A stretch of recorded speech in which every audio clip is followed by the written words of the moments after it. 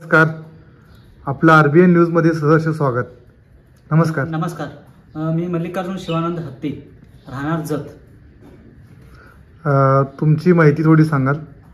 माहिती मी मल्लिकार्जुन शिवानंद हत्ती, राहणार जत. माझं शिक्षण सिव्हिल इंजिनिअरिंग झालेलं आहे. डिप्लोमा माझा विजापूरमध्ये झालेला आहे. परत इंजिनिअरिंग हा माझा MS कॉलेज बेंगळुरूमध्ये झालेला आहे.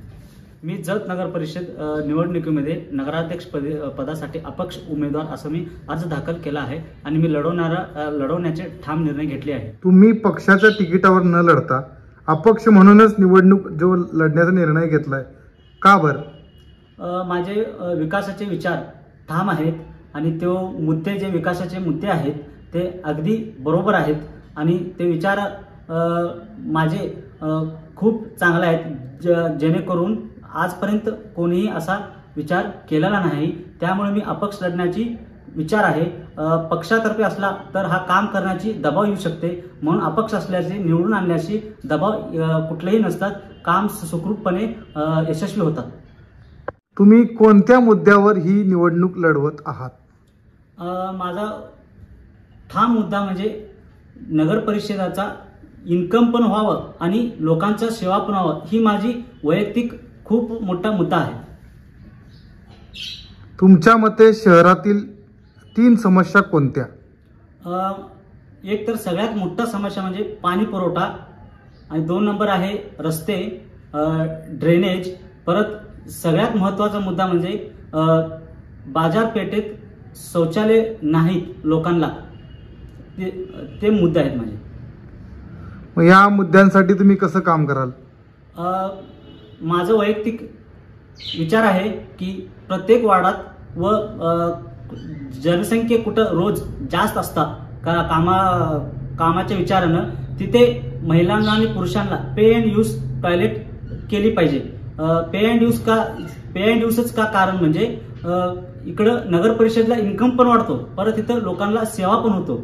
हा दोन्ही भाव आहे. त्या नागरिकांच्या तक्रारी तात्काळ कशा सोडवणार? आता नागरिकांच्या तक्रारीच्या विषयीवर जर मुद्दा मांडायचा झाला तर long term short term problem बघून जे लवकरात लवकर सॉल्व्ह होऊ शकतात त्यांना तात्काळ मीटिंग घेऊन व्यवस्थित उपाय देऊन ते मी सॉल्व्ह करणार.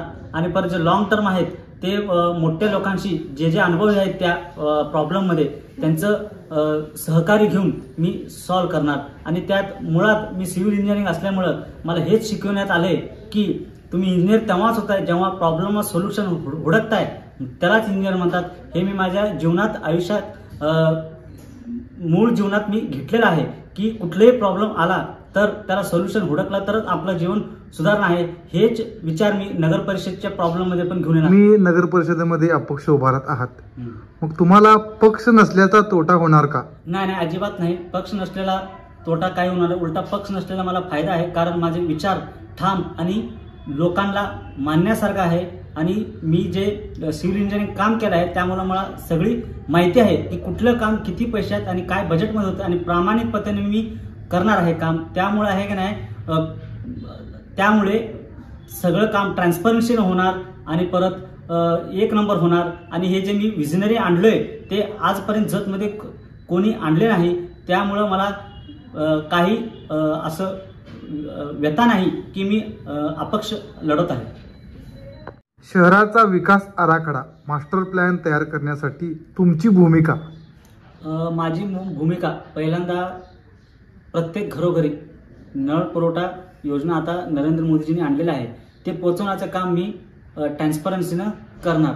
पहिला नळ पुरवठा करणार, मग नंतर त्याच्यावर नळ पुरवठा एकदा झाल्या मग रस्ते सगळे बरोबर करणार. रस्ते बरोबरच मग ड्रेनेजचा पण समस्या मुक्त होतो. आणखी तुमच्याकडे काही प्लॅन आहेत? माझ्याकडं प्लॅन म्हणजे आता टर्फ ग्राउंड, परत योगा सेंटर खोलणे, परत पर्यटक स्थळी, म्हणजे हे इन्कम सोर्सेस आहेत. आता जे काय तुम्ही सांगितलं ते थोडं मला विस्तारपूर्वक सांगाल? हां, आता टर्फ ग्राउंड म्हणजे काय? हे 2-3 गुंठे जागा असतं, प्लेग्राऊंड बंदोबस्तीनं असतं. त्यात तुम्ही cricket, football, kho kho, kabaddi, volleyball कुठलाही गेम खेळू शकता. त्यामध्ये काय होतं, आता काय झालं प्रॉब्लेम म्हणजे आता मुलं असतात त्यांना खेळायची इच्छा असते पण गल्लीबोळात खेळण्यामुळं इतर लोकांची समस्या येते, रागारागी होते, त्यामुळं पोरं नीट खेळू शकत नाहीत. हे टर्फ ग्राउंड असलं, बंदोबस्त असलं तर एक कंपल्सरी जागा होतो, मग कोण बी खेळू शकतात. त्यात आपण काय करायचं, एक 10 तास जरी टायमिंग जर दिला दिवसात, तर आरक्षण ठेवायचं त्या जागेमध्ये की अमुक तासे लहान पोरांना, अमुक तासे ज्येष्ठ नागरिकांना आणि नंतर अमुक तासे इतर कर्मचारी व व्यापारी मित्रांना, असं 2 नमनी करायचं, एक महिलांना आणि पुरुषांना. आतापर्यंत आम्ही गल्लीबोळात बघतो नुसतं पुरुष लोक जास्त खेळतात, पण महिलांसाठी पण केलं की त्यांनी पण स्वयंपाकातनं बाहेर येऊन, घरचे कामातनं बाहेर येऊन पण त्यांना कुठलं आवडती खेळ आहे त्यांनी खेळू शकतात व आनंदीने जगू शकतात. आता हे टर्फ ग्राउंडचा झाला, तर आता योगाचं काय भूमिका आहे, म्हणजे आता शहरामध्ये खूप सारे रोग राहिका सगळे येणार आहेत. योगाचं सेंटर चालू केल्यामुळे प्रत्येक वार्डात जर आम्ही चालू केलं तर काय होतं की महिला लोकांना लांब नसतं, ते जवळ होतं. जवळ असल्यामुळे टायमिंग सकाळी म्हणा एक टायमिंग ठेवून त्यांनी कधी बी येऊन त्यांनी योगा वगैरे केल्यामुळे त्यांचं आरोग्य पण राहतं आणि परत इतर चर्चा पण करण्याची सुविधा होते महिलांना. त्यामुळे बाहेर काय चाललंय ते बी त्यांना कळतंय, परत इकडे आरोग्य पण होतो, सगळे प्रश्न मिटतात. युवक आणि महिलांसाठी तुम्ही नोकरीची संधी कशी द्याल? आता मी मागं बोललो मी की टर्फ ग्राउंड परत योगा सेंटर, ह्यामुळे काय होतंय, त्याला देखरेखीला कर्मचारी लागतात.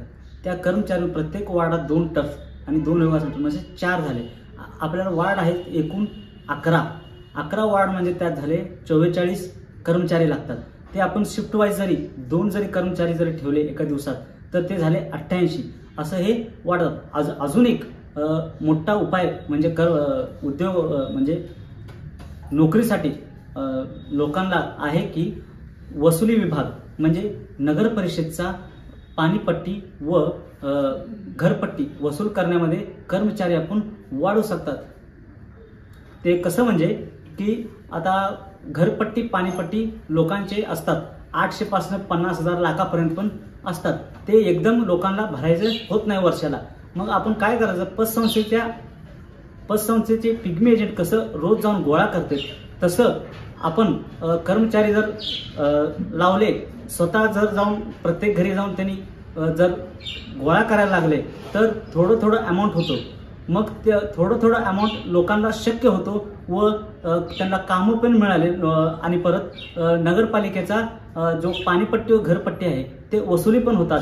त्यामुळं हे वसुली झाल्यामुळं काय होतंय, आपलं जे रस्ते नळ गटारीचे जे कामं असतात फंड येतो, फंड गोळा होतो आणि परत विकास पट्टीच्या स्पीडवर चालतो.